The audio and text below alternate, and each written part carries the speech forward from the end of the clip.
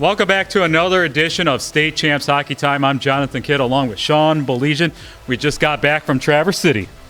Yeah, an adventure, to say the least. I think every team that went to Traverse City this weekend, they probably have a similar story. The weather obviously was a factor for everybody, but most importantly, sounds like everybody got there safely, everybody got there back safely, and we saw some outstanding hockey over the weekend. We really did. And John, first-class people up there. I can't stress that enough.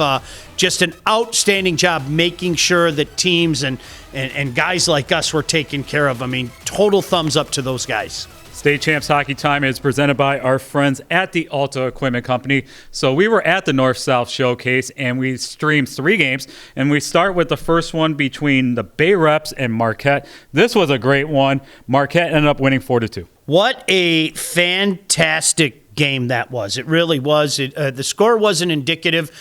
Marquette had an empty net goal, as you well know. But to the people out there that are questioning how good Marquette is, just take my word for it. Take his word for it. This is a darn good team. They play the right way. Moyer on the blue line is outstanding. Really, really like that kid. Having Reapy back is huge for them. You know, he was a factor in both games over the weekend. I liked Free's game. And I'm going to say the exact same thing about the Bay Reps. To the people out there that may be questioning how legit they are very legit. I think everybody knows about Grant Lucas. He's a mainstay on our list. I don't see him going anywhere.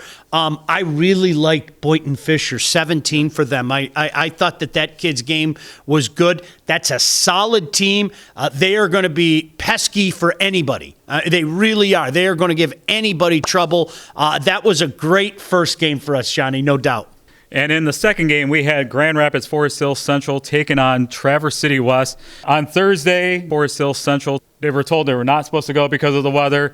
On Friday morning, they were told they can go. It was, and then the Rangers came out with a 5-0 victory. Yeah, a heck of a game by Rangers. I like that team. We've brought up Nemers a few times. That's a guy that is very close to getting on the wall. Their D is very active. You have Lipke and Gibby Grendel and Hazard that are going to jump into the play and make things happen. I got a name that, it's going to sound familiar because there were 528 Milocks at Forest Hill Central. But, boy, do I like Benny Miloc's game. I like that kid. Scored a couple goals in the game. I think he's got a bright future ahead of him. Only a sophomore. A lot to like about that Rangers team. And in regards to TC West, I brought this up during the broadcast. It kind of reminds me a little bit of Forest Hill Central going back to last year and maybe before. There are some pieces there. They're young. They're going to have to take their lumps. I think people forget what Forest Hill Central did last year. They kind of meandered their way through the schedule to maybe about a month to go in the season, and then it all came together. And I think Coach Palumbo and the Titans are in that same position right now. This is a very, very young team. Alonso in net was really good. How about Counselor? Only a freshman. I thought that kid played with some poise. So keep an eye on TC West moving forward. On Saturday afternoon, we streamed a game between Marquette and Howell. This was a back-and-forth game, but Marquette scored the game winner in overtime. Yeah, a tremendous game. Anytime you get two teams in the top 10 vicinity, you expect a game like this. Much like that first game that we were talking about, Bay Reps and Marquette. Marquette just finds a way. I mean, it is amazing. And listen, I like this Howell team. I talked about it at the beginning of the year. I'll talk about it now. I like this Howell team. And the good thing about this Howell team is, you're starting to develop guys as the season goes on. I thought Marco Wolf is a young man that's a lot different from the first time that I saw him this year. You're seeing him go like this. I like Hewlett on the blue line. I think that's a smart player, a good leader. Howell, don't worry about Howell. I don't think there's anything to worry about with Howell. It's a game of hockey. You take Marquette to overtime. You don't lose too much sleep over that, but a heck of a game from those guys. There were a few games played over the weekend with all the snow and the ice, the wind chill and everything. Trenton took on Hartland on Saturday night. This was a great one. 3-2 the final for Hartland. Yeah, they had to move that game. Of course, it was originally Friday. By all accounts, John, can I use the clone term? I wish I could have cloned myself. There are a few games like that on Saturday, but I wouldn't expect anything less. I mean, that goal, when you and I talked about it last week, that game screamed one-goal game, and that's exactly what happened. On this night, Hartland was a better team. And number 1 Detroit Catholic Central was at home taking on number 6 Clarkston. It was a 5-3 victory for Detroit Catholic Central, but credit to Clarkston for keeping it in there. Yeah, no doubt. Had a chance to talk to a few people about the game, and they told us what we already know, that Clarkston's a very dangerous team. Catholic Central finds a way. That's what they do. And this was very, I don't want to call it uncharacteristic, but I think a lot of people out there going, what? CC gave up 3 goals? That's a pretty good team from Clarkston. And I think the thing that's jumped out to me about Clarkston, if you make a mistake against Clarkston, more often than not in transition, they'll go the other way and make you pay for it. So CC finds a way, but I'm not surprised at all that Clarkston gave them a go. We love showcases here on Hockey Time, and shout out to the MAC-OAA Showcase that happened on Monday. Yeah, no doubt, John. It's not easy with the weather being what it is, but much like Traverse City, they found a way to get it going. We appreciate that. I know you and I have been out there in the past, and some teams and some programs to really keep an eye on. You and I have had the opportunity to go to Media Day the last couple of years for the OAA. The MAC just steady as she goes, kind of going up like that and everything. Chippewa Valley United's off to a good start this year. I got a chance to watch a lot of them. They against the Flivers. Yeah. Great nickname. Yeah, when we were at Traverse City, I got a chance to watch a lot of that game. Boy, Staskowski's lighting it up. He had 4 goals, I think, in the first game. So he's really lighting it up right now. But a lot of things to kind of keep the eye on in regards to what is going on in that fine conference. Yeah, you have Romeo that's off to a good start. And talk about in the OA, the M1 Griffins. Yeah, you know what? I've said this before. I think Coach Fox is doing a heck of a job, and it's not easy to kind of put things together the way that he has, but he's done a good job, and they've got some talent on that team, to be sure. It's nice to see programs going like this, and I'm going to use Farmington as an example. Look where Farmington was at just a couple of years ago, and look where Farmington is at now. That's the kind of stuff that you want to see. You want to see that progression. Sometimes it doesn't happen as quickly as you'd like, but you keep grinding away, and you're going to see your teams go like that. So a heck of a lot of fun out there.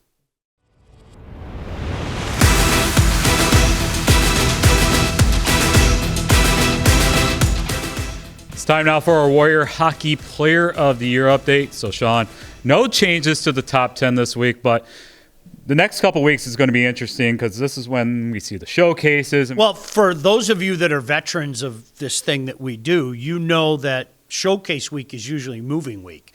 And we don't usually just have a move. We usually have multiple moves. I mean, that's the way it is. Stock going up. I don't want to say stock going down because that takes away from the caliber of a player, but sometimes a guy leapfrogs you, and kind of like Brady Rappoon from Saginaw Heritage a few years ago. Yeah, we all knew, that's another one of those families. There were like 211 Rappoons or something, but we all knew what a good player he was, but he went like that. And I think that situation is going on right now. Just some of the guys that I mentioned in the show already, the teaser. There are some guys that are in the mix right now that are getting some serious love.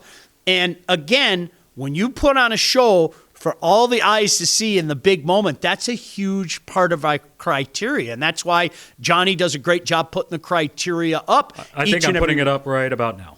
There it is. See, I told you. Hey, my man shows up. But all jokes aside, that's a big part of our criteria. What you do in those big-time games against the big-time opponents is a huge factor. And certainly at the showcase, Johnny, there are a lot of those games and a lot of opportunities for guys that aren't on this list yet to pound their way in. You can cast your vote for the top 10 on our website at statechampsnetwork.com. The leading vote getter will never get removed from the top 10. And that was our Warrior Hockey Player of the Year update.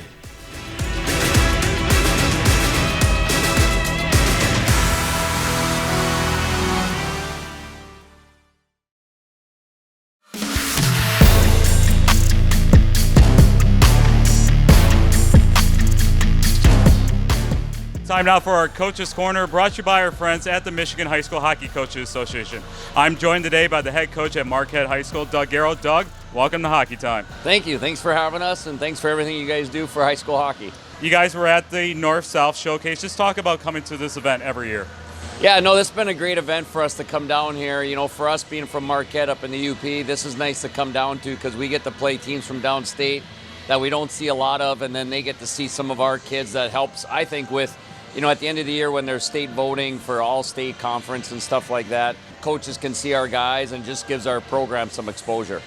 You guys have done a lot of traveling over the years. You know, you come here to Traverse City, you go to the Chelsea Showcase, and then you go to the MIHL Showcase. Just talk about the bonding experience with you and the team on these trips. Well, that's by choice, and really we do it because we want to get our guys together and get them on the bus. I mean, our first trip of the year, the last few years, has been down to Brother Rice in Lake Orion.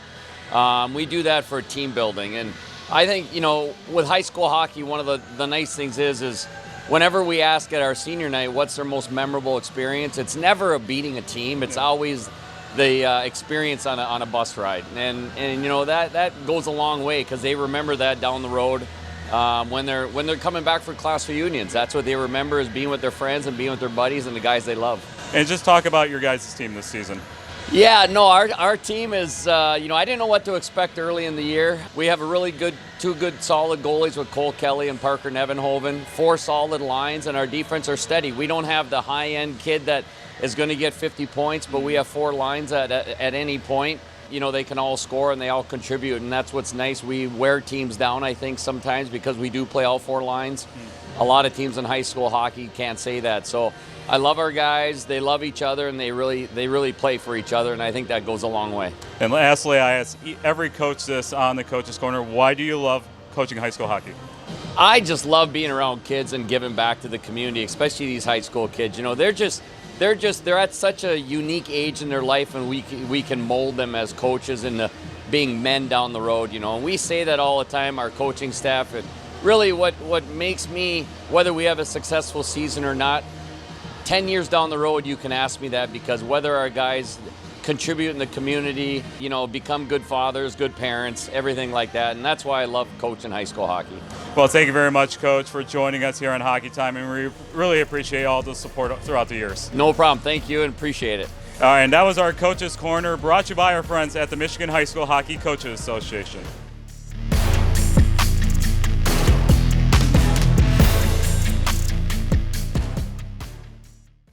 Attention State Champs Nation! Applications are being accepted right now for the Detroit Athletic Club Foundation's Male and Female Michigan High School Athlete of the Year Awards. If you are a recognized first-team All-State athlete in a sport or projected to be one this school year, if you have at least an overall 3.0 GPA, and if you have demonstrated leadership through the school or as a community volunteer, we want you to apply. 6 male and 6 female student athletes will be nominated and each awarded $1,000 towards college expenses. The winners will receive $5,000 each. The 27th Athlete of the Year Awards will take place at the Detroit Athletic Club the evening of Monday, June 3rd, and streamed live on the State Champs Sports Network. Nomination applications will be accepted through Friday, March 31st, and this is important. You cannot be nominated if you do not apply. Download the application today at dacathleteoftheyear.com. That's dacathleteoftheyear.com.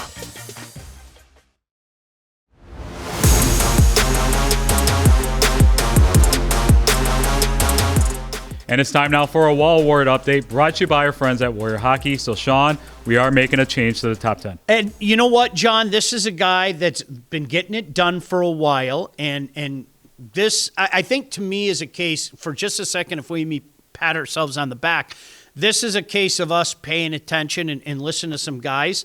Paul Baker, you can't deny what he's done. I think from Lakeland High School. Yeah, White Lake Lakeland has been a great story.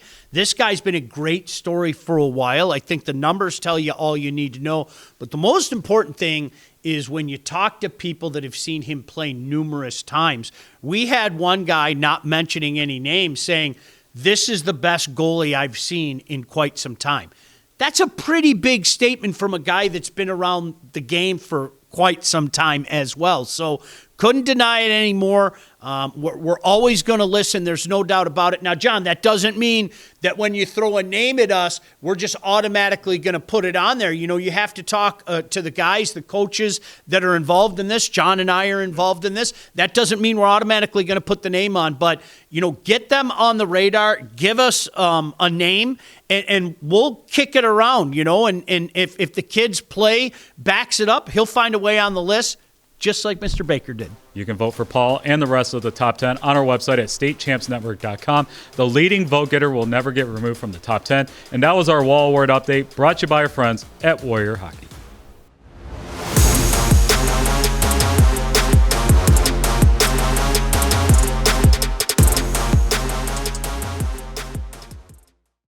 Let's preview the week ahead in high school hockey. These are the games that are in Sean's top 25 rankings. How about the game on Wednesday night? Number 1, Detroit Catholic Central on the road at number 16, Brother Rice. Well, it's CC and Rice. We can move on to the next one. Honestly, it remains, all jokes aside, it remains, arguably the best rivalry out there. You always get a good game when those two teams get together. And keep an eye on Brother Rice. More on that in a minute, but keep an eye on Brother Rice. Number 4, Trenton on the road at number 8, Orchard Lake St. Mary. Oh, isn't that a dandy? Here's a name to remember, by the way. How about Will Barrett for Trenton? That's a name that you're starting to hear some guys talk about how well he is playing, John. And, when you talk about Player of the Year lists and stuff like that, that's going to be a name to consider. Luka Pivic getting it done for Orchard Lake St. Mary, so that should be a dandy. How about number 9, Warrendale South? They're going out to the West Side as they're going to take on number 3, Byron Center on Friday, and then number 14, Grand Rapids Catholic Central on Saturday. Well, I like this De La Salle team a lot, and it's not just because my old buddy Chad LaRose is the coach. That might have something to do with it. No, I joke, I kid. No, I think the proof's in the pudding. They're playing really well. AJ Sagagni is really getting it done. He 9-14. For just a second, let me talk about BC. BC is just rock solid, and you and I got a chance to see a little bit of give TCC credit. We'll see TCC up close and personal at the showcase. They played them hard. I don't look at a weakness for BC. They're strong up front. Cade Pratt has really taken a huge step in his game. Obviously, we know about Freusland. I think there's depth. I think they play well defensively. They obviously have one of the best goaltenders in the state. So BC, they're the favorite right now in Division II. Make no mistake about that. You could talk this team. You could talk that team. That's the favorite in Division II right now for my money. As you mentioned, you got GRCC, who just keep getting it done. Mike Slobodnik's done such a good job there. They limit you. They've got an outstanding goaltender. Those are 2 big tests for the Pilots out there. On Friday night, number 5, Hartland taking on number 10, Brighton. This is the 3rd time they have met this season. Well, it's kind of like what we were just talking about with Rice and CC. Okay, it's Hartland and Brighton. We can move on. Seriously, it's become one of the best rivalries in the state. Make no mistake about that. 2 teams that are taking the proverbial next step. Look, we knew how good they were. This is the time of year, Johnny, leading up to the showcase where you see teams kind of tighten the screws a little bit, and you see them kick up their game a notch, and I think both those teams certainly fall into that category. Also on Friday, number 8, Orchard Lake St. Mary's. They're going to go on the road at number 7, UAD Jesuit. Well, 2 teams that I like a lot. UAD, a balanced attack. They can hurt you in a myriad of ways. That should be a dandy between those 2 top 10 teams. And lastly, on Saturday, number 16, Brother Rice is going on the road to my neck of the woods at number 4, Trenton. Yeah, that is great. I hope you're going to that game. Possibly. All right. I hope you are because, as I said, I think Brother Rice has been going like this all year. That's what Coach Chappett and his staff do. Trenton normally does that. I think Trenton came out of the gate strong this year. We've seen Trenton be a work in progress in the past where they build to a crescendo to find their way at USA Hockey Arena. I think this year's been different. They came out of the gate strong. That's a deeper team than I think people want to give them credit for. Big test for both. Yeah, it's going to be a big test for Trenton the next couple of weeks. Obviously, they got Orchard Lake St. Mary's, Brother Rice, Detroit Catholic Central, then obviously the showcase with Marquette and Toledo St. Francis. Yeah, I think it's great. This is what you want to do. You and I were talking to a coach, we won't mention his name. You want to see how you stack up. That was a text we got just yesterday. You want to see how you stack up against the best. And what it does more than anything, forget about guys like us, forget about the fans. It shows the team what they need to do. It shows the team where they need to kick their game up and everything. So it's a win for everybody, and you're seeing more and more of these marquee matchups, John, and I love every second of it. All right, so that is it for another edition of State Champs Hockey Time. The next few weeks is going to be fun with the Chelsea Showcase and the MIHL Prep Hockey Showcase. Love it, and we'll be sure to see you at the rink. State Champs Hockey Time is presented by Lawrence Technological University. Be curious, make magic. The future of education begins at ltu.edu. State Champs Hockey Time is also presented by Alta Equipment, Michigan's #1 construction equipment provider, proudly representing the industry's top brands. Get the right equipment for your project every time with Alta Equipment. Warrior Hockey is proud to support Michigan High School Hockey Player and Goalie of the Year awards. Warrior Hockey is made for this. The Michigan High School Hockey Coaches Association, celebrating the 50th anniversary of high school hockey in Michigan. For schedule, scores, and standings, go to the hub, mihshockeyhub.com. The Michigan High School Athletic Association, promoting the value and values of educational athletics. And Michigan Army National Guard, proud sponsor of the Michigan High School Athletic Association.